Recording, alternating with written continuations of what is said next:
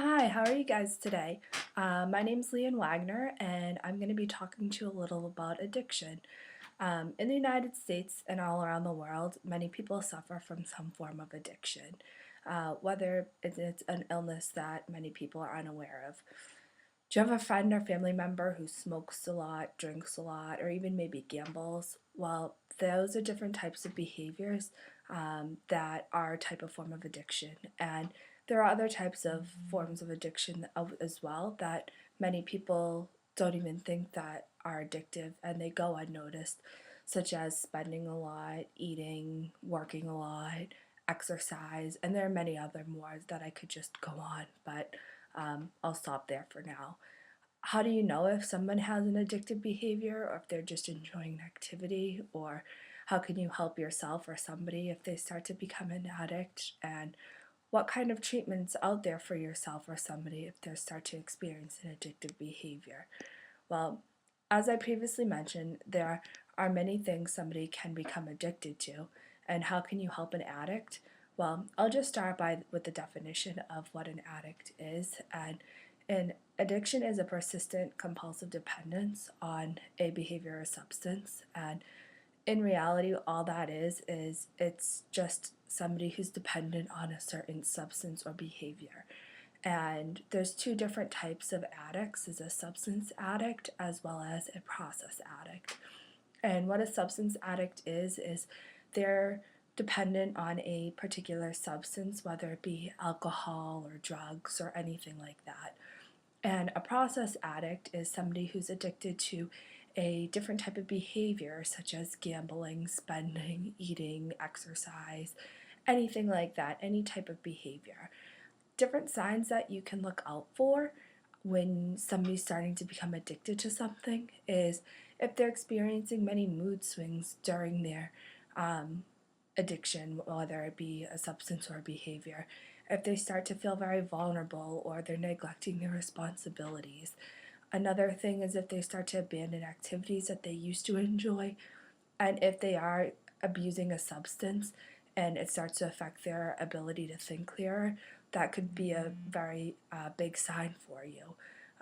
Not just because they're experiencing these signs and they're doing something completely different than they normally do, doesn't mean that they are an addict, but those are just some common signs that you can look out for. After you've realized somebody has become an addict or has an addiction problem, you want to help them.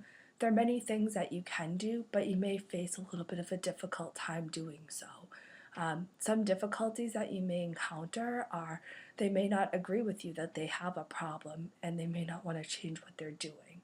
So one of the reasons being is because they may fear the different consequences that may occur from this, such as if what they're doing is illegal, they may end up going to jail or court or something like that. Another thing is they may be affecting their family or they may lose their job or their personal life, anything like that. So the consequences that may come out of their addiction problem is something that they fear.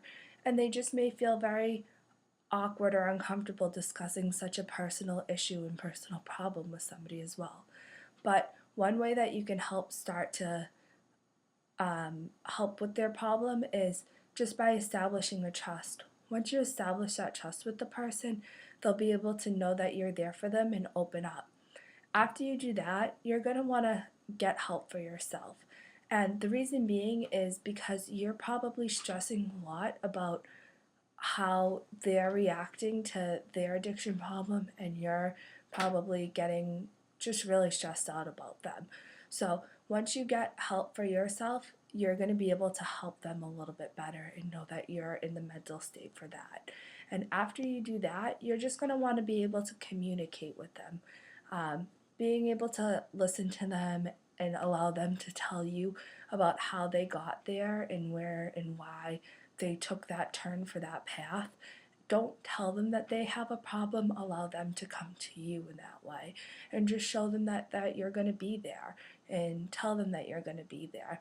And that's the last thing that you can do for them, is just get involved and be involved through their treatment process. And once they realize they have a problem and they want to get help, yes, there is hope out there and they can get help for it.